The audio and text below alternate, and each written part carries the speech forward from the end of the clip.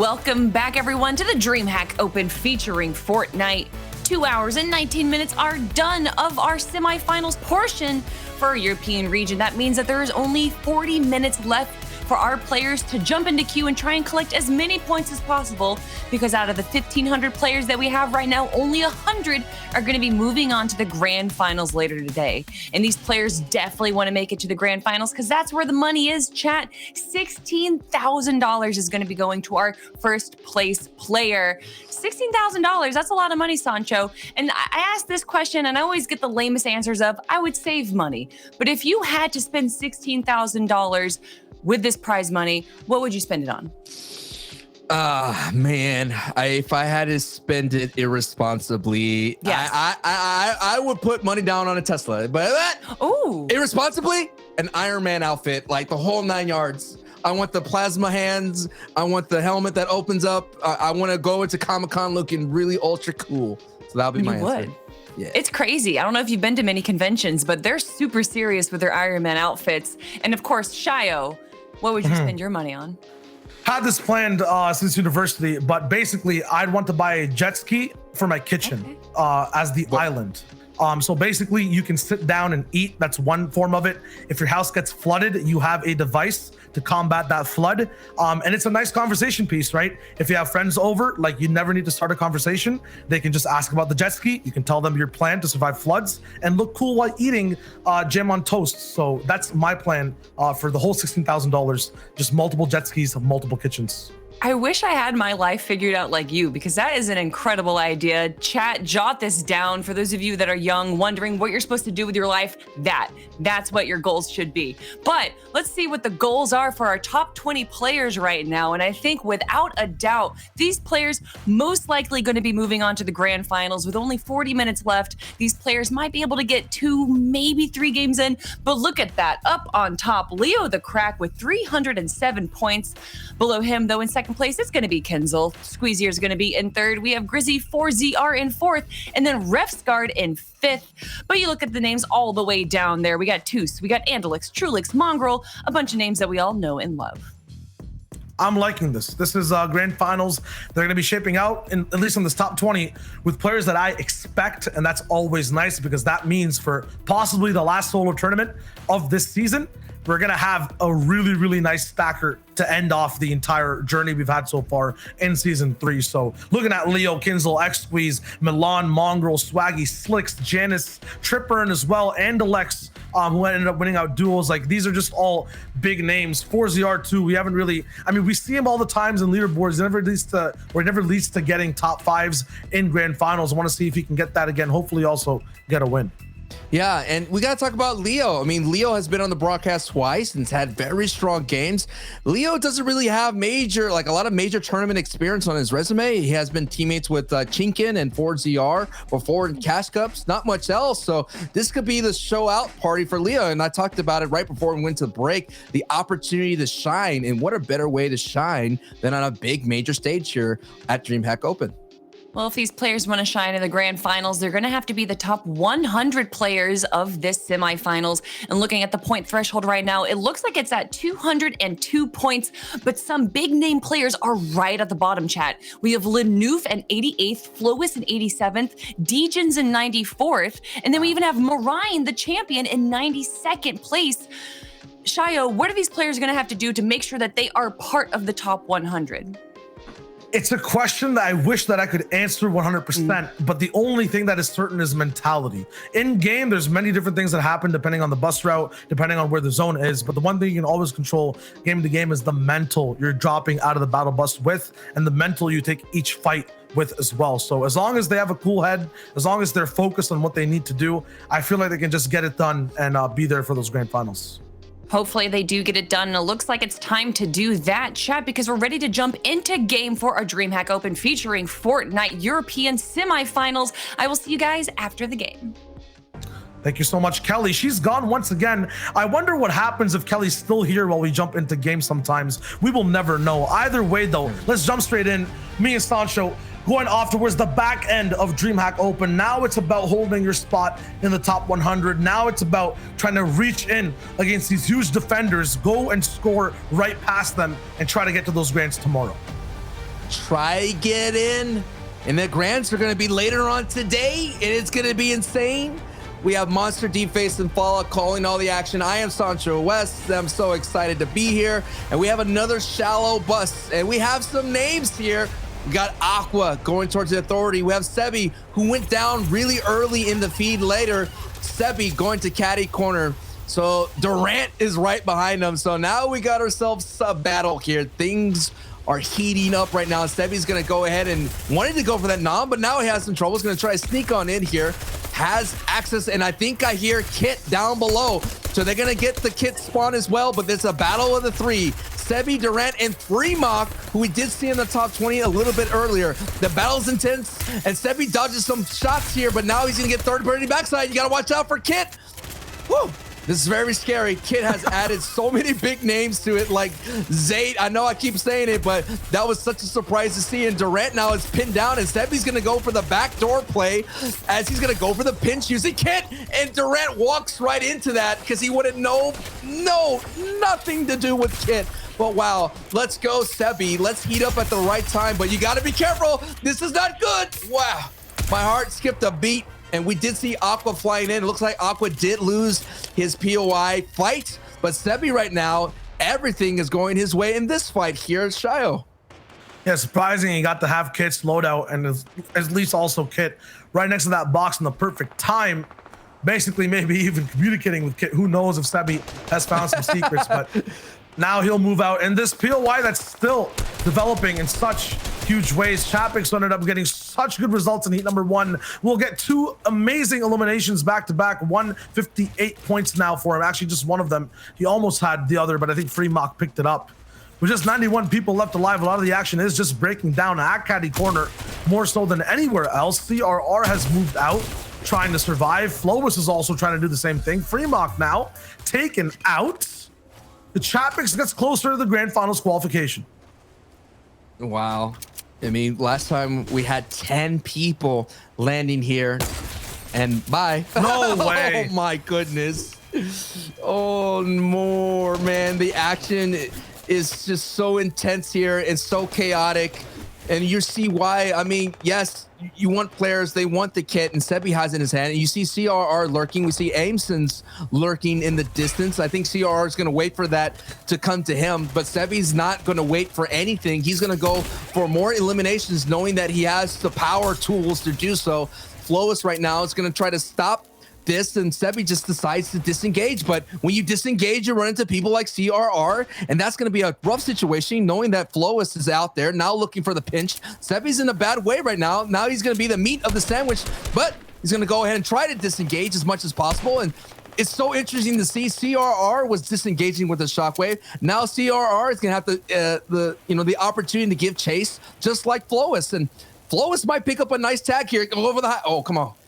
Yeah, sometimes you miss the shots you don't take, and I would have liked him to see ahead and go ahead and take that dynamic shot and go for that highlight play. But wow, now we get a moment to breathe here, Shio, just for a brief moment as we're on Risky Reels, and now we have a fight with a Squeezy, who had a nice victory royale on the broadcast, as we do see Huddy does go down with someone who finished in that top 4, I believe, in that same fight. But it's Squeezy, 283 points, looking really good and having a great chance to qualify for the semifinals, and of course, a great chance to close out this 5-point and pick up the 5-pointer. He's looking for it. Does land a few shots, and afterwards was in a little bit of trouble, but use that kind of instance to switch over to the charge, get that nice quick pickup, and now he's looking fine all the way almost near 300 points. I think that's the most insane I've seen Caddy Corner in terms of the big names that were there, though. And I'm curious to see who's still alive on that side.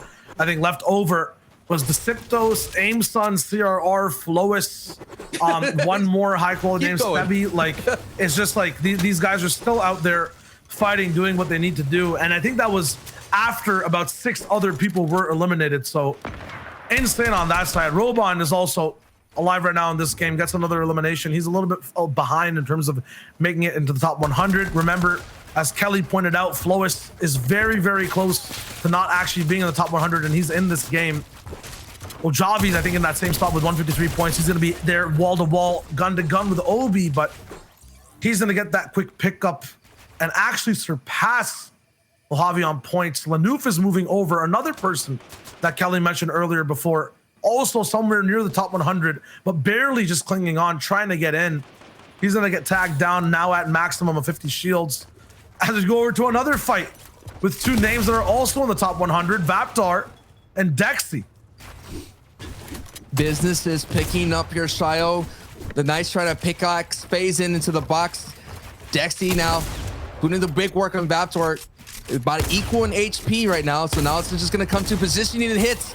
And Dexy gets that big one. He's going to go with the harpoon play on the fresh build. So kind of break right in. It does, and just slips right off the builds. And that's going to kind of slow down the action between the two. Nice little moment to breathe and a nice moment to reset. I think Lunef does go down, and Lunef was on the cusp, as he said, on the 100th place. And that's not going to look good as Artist picks up that one.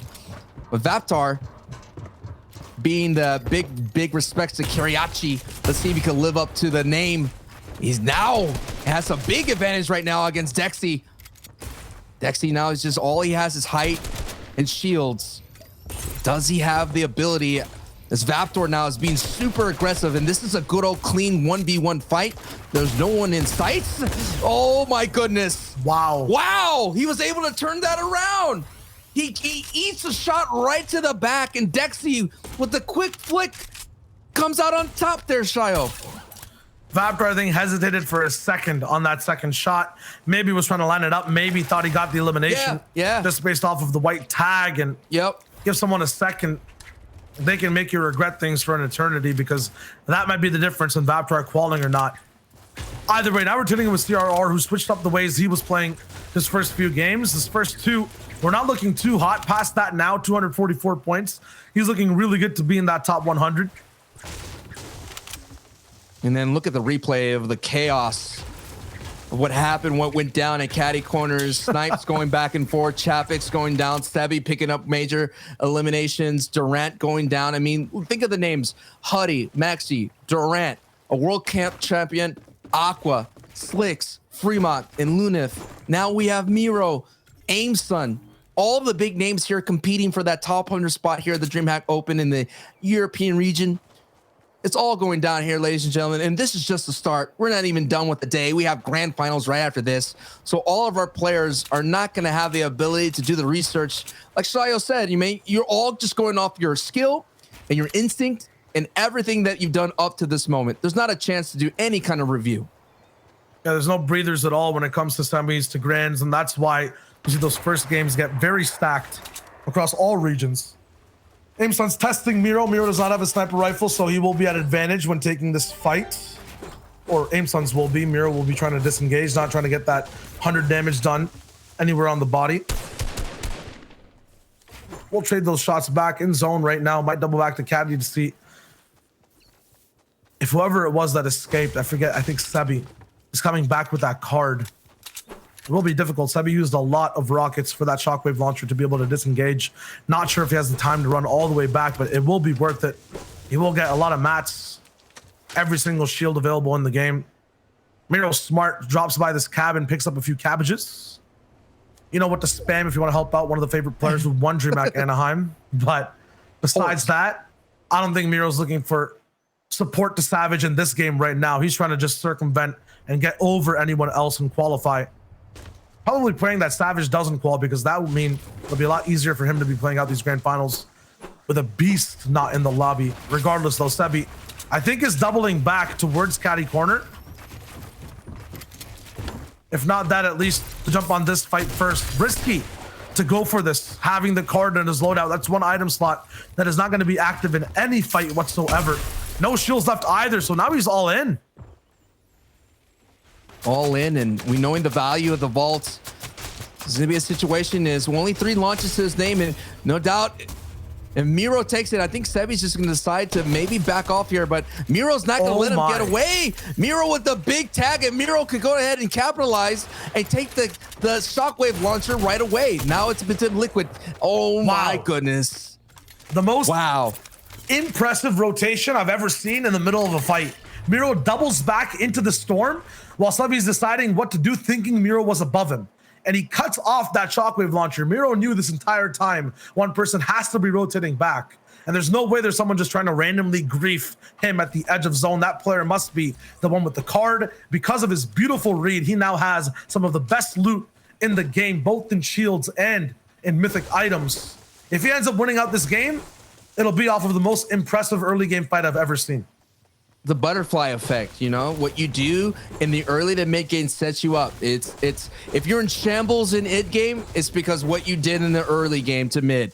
It's very important to have a strong start. And wow, Miro was able to, not only he was already doing well, he was already having his rotation set down, and like you said, made that god tier cutback. And with that cutback gets rewarded. Now we're on board here with the Aimson, but like you said, it's not surprising to see a lot of the big names down here going down early in this game, as most likely they're trying to fit in and maximize that 10 games that they're trying to play, trying to play more aggressively, and maybe landing at those mythical POIs. As we're taking a look down the replay as Yoda eliminates Ryzar right there. So more action happening. Of course, all 1,500 players are still playing right now. We're just tuning into one game, to one story. And Aimson right now is right on the cusp of the projections of qualifying. He is currently in at the moment, but still has to get more points. And that is why you're seeing him be ultra aggressive. He's going to try to take this box fight against Kinder, and parks right up above it, looking for a way in as Kinder Punch is disengaging here. Oh, that was a great play for Aimson. He's kind of just alpha his way for this box. Kinder Punch was trying to get it. Aimson knew that, was able to lay down some shots, made Kinder Punch retreat, and gets himself rewarded with a nice mobility and a great kit. Very good for Kinder, though, because at least he knows now there's one player he can keep tracking that has a launch pad that he can use to recycle. Surprise, though, for Aimson's trying to make this rotation. And might be difficult now for Kinder to realize who exactly is going to win this fight, rotate out, who has this launch pad. But if Kinder just keeps eyes on Aimson's this entire time, okay, nice elimination, now guaranteed. He knows there's one player in here. He's actually diving in for this. I'm not sure if I agree, but regardless, Aimson's is ready for it. He has the first shot. The second shot actually doesn't come down. The trades are there. And Kinder has used Aimsons as a delivery service, basically, for not only the launch pad and the airdrop, but all his loot and the other players too. Yeah, and he didn't really give him a tip at all. Instead, he just eliminates him, sends him right out, turns him right into a 5-point CRR with a big elimination as well. And CRR at 250 is going to have to get us one, and almost converts. But the third parties are real. We saw Kinder Punch with one, and now Godcard sends in another one and gives him the Renegade with the extra salt in the wound. Salt is being dispersed everywhere here, Shio. A lot of salt now. I think people might be crying just a little bit, but they will have a few more games to play. It's all good. It's also just the third zone, so there wasn't that much invested in this game, right? Yeah. Still, a lot of points lost out for CRR because they never saw any placement, really.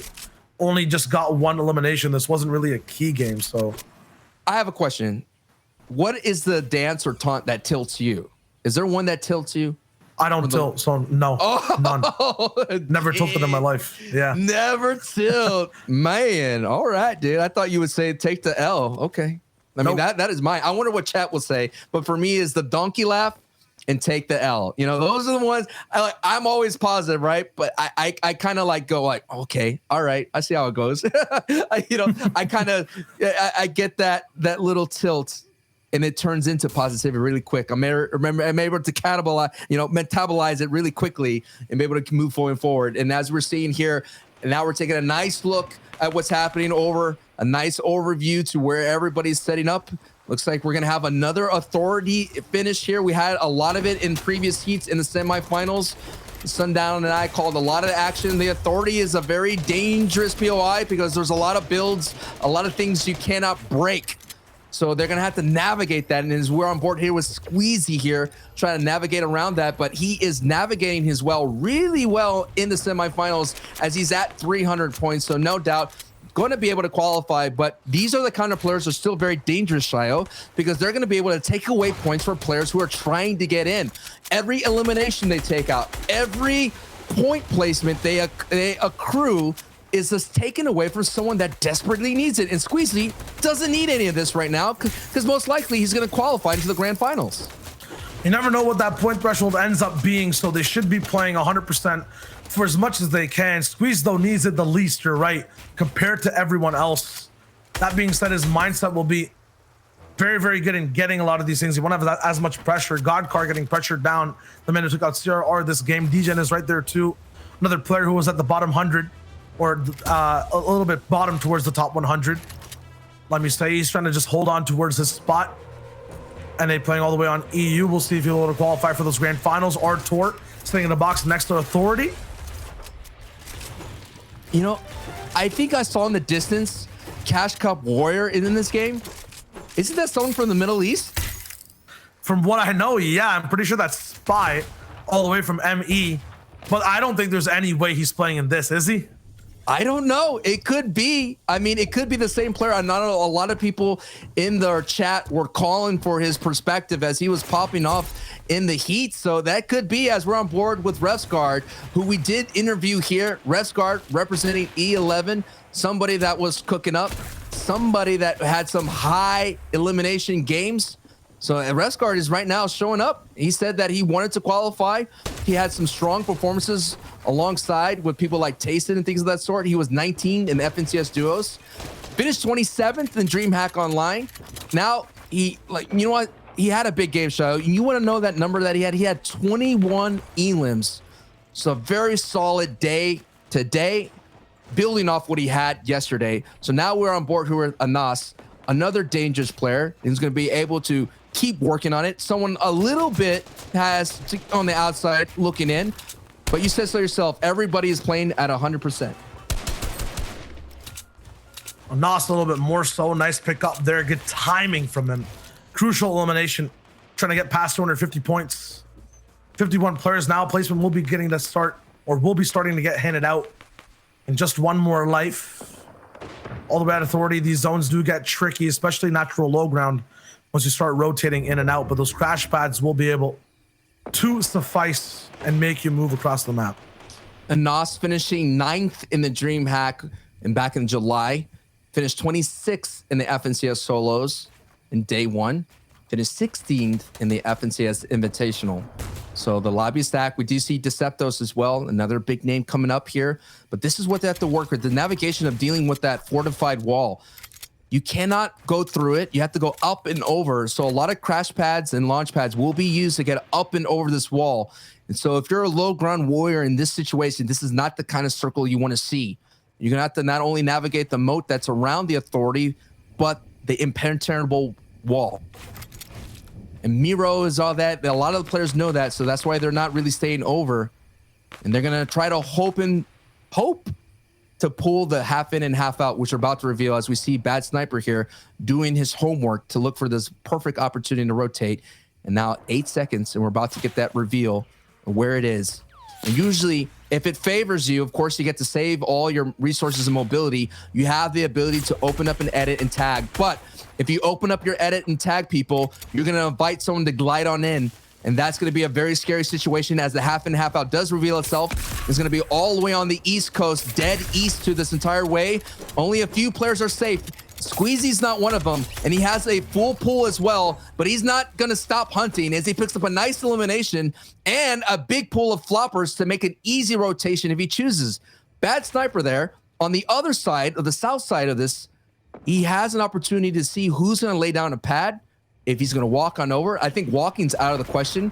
I think the safe play would be, of course, to pad over or recycle someone else's crash pads. Got to be careful whatever play you're trying to make right now. Around 230 points is top 100. This is a replay, so it's a little bit, it's going to be delayed a little bit by 5 minutes as to how many points these guys have so far or who they're going to be locking in with. I'm still looking at anyone right now who's going to be ending out this game, getting eliminated, to have around 240 points. That means Bad Sniper, who just picked up 1 elim, that's 5 right there, hitting 200, still needs a big game right now. He needs to get at least 40 more points to be in a comfortable spot once this game is ended. Until then, he's going to be at a very, very tough time outside the top 100. It's ties across the board too, so you can only imagine 232 bounces up all the way, maybe even past 250. 240 is a good spot to be at though afterwards. Robon, we've seen him game after game in mid-game. He's been looking pretty good, but just not good enough time and time again. Keeps getting taken out at around 40th place. Doesn't see a lot of placement points, and because of that, is around 60 points away from where he needs to be. That's an issue right now. That's a big issue for Robon. And also a big issue is Squeezy sitting right there, who finished 11th. He's right then and there in those FNCS solos. So that is not a neighbor you want to have. And you're taking a look at the nice overview on the left side of your screen. You have Altor on height, Fusion on the low ground, and the circle is going to pull further away from the authorities. So that's good for those low ground warriors, the people that are comfortable fighting on low ground, or the people that have to retreat into the low ground if they're being in shambles. But as you can see from the overview, no one's on this side right now. So there's not going to be anyone kind of going to try to take shots if you want to take a pad over. And that's why the rest of the lobby decides to go up in the air and glide right on over, as immediately like a bell goes off, and actually Robon takes out Squeezy. So the big threat that was next door takes him out, and he's able to pad on over. Perfect elimination there, and now Robon can continue to gain points, something he hasn't really done all the way through past the top 40. Let's see what happens this game. Anasto is alive, Miro as well. Cam on the right side of your screen, you can see him 195 points right now, still needs 40 more to stay alive in this tournament to make grand finals. In this freeze frame, we can see this map, it's widespread out. No one's really box to box just yet. No one will go down fast. Miro though is in a fight against Sky, takes him out. Dejan's on his box, is also moving forward. A bunch of people here are under 230 points. They're looking to survive, but only one can really win this game. Only a handful really can gain a lot of placement points. The question is, who can that be? Queues will close in 15 minutes. This is a very important game for the 35 players in this lobby. Bat Sniper, Obi, Cam, so many people in front of you right now are looking for these points. No one's really going down yet. Storm Surge is active now. You have to be careful. The Surfer, or the server, is also against you in this. Ref's guard is going to have trouble with no shields at all on low. And look on the left side, Miro's at height, and we all know that he has kits, full kit right now. Dejan coming from the NA East is on the sights of Cam. So Cam is in the mid ground right now, laying down a lot of fire down below. He's gonna decide to go a little bit higher, change the layers, and now he's gonna decide if he's gonna drop down low. And Nas goes down. Big names are going down left to right. Cam's gonna open up and still focus fire on Dejan, who is making an outside rotation. So Cam is gonna have to get some eliminations right now, considering he has 0 to his name. Yes, he's picking up placements, but you gotta get the two together if you wanna play in the grand finals. Sniper, Flois, Danny pick up this elimination. Deej gets finally taken out, but on height is still Miro, and Miro's gonna have total control of this lobby, how it plays out. But Cam is trying to put that control in his hands, and his destiny is in his hands to get the dub as much as possible. Can Cam do it? He has the abilities. He doesn't have the power punch that he's looking for, but you gotta believe in Cam is vibing right now. All right, top 17. Let's hit the gas. Cam now getting his last 50 pot down in his box. It's all wood. The mats are looking good, but I don't think he needs them just yet. He's looking for shots down at the low ground. Up top, there's people still fighting. Miro has control there. Top 15 now. Cam, 226 points. Needs about 20 more. Let's see what he can do. Can he get the shot off? Yes, the tax there. Slow shot, but afterwards does confirm it. Now Cam's looking, getting dropped down. Can he dodge a shot? Goes over to the right. It's nice now. A little bit of a storm stroll. Let's see if he can get back in and get shots down. This is where the mats come in. Good protection, good rotate. Very nice from Cam. 235 points. He's on pace now. Can he get ahead? Miro from height all the way down to low, getting beamed out. 2 shots isn't enough. The shockwave gets him out, but he's super low. 1 HP on the box of Rimic. At low ground, Fries is there with Detox. Cam taking a shot down from the back. Can he respond? No mats now. No builds. Can he do it? 2 shots, 3. He gets one. Another crucial point. 250 points for Cam. He's still moving forward. The Synthos comes down. Cam's still in the storm. Now it's Robon's turn. Oh my God, 235 points. Can he get it down too? Top 4 situation. Box to box, Robon. 7 elims looking for the next one. Yeah, Robon is looking right now. He's looking very strong. Looks like Robon has it all on his way. Oh my goodness. He gets the fall damage elimination. Robon, it's a 1v1 going up against Deceptos. An uppercomer in the scene. Robon really does need this game. Sitting at 240 points. The points matter. The eliminations matter. Can Robon close it out against Deceptos? Deceptos is on the defense with a strong low. The low peaks are so strong, it's stopping Robon from his attack. Now Robon out of builds. Robon's gonna have to close out, and there he is. He closes out in fashion and needed that big game, but is it enough to get him into the grand finals as clues have closed? Shio, we got a big time finish here at the DreamHack Open. More right after this break, ladies and gentlemen. Don't you dare go anywhere.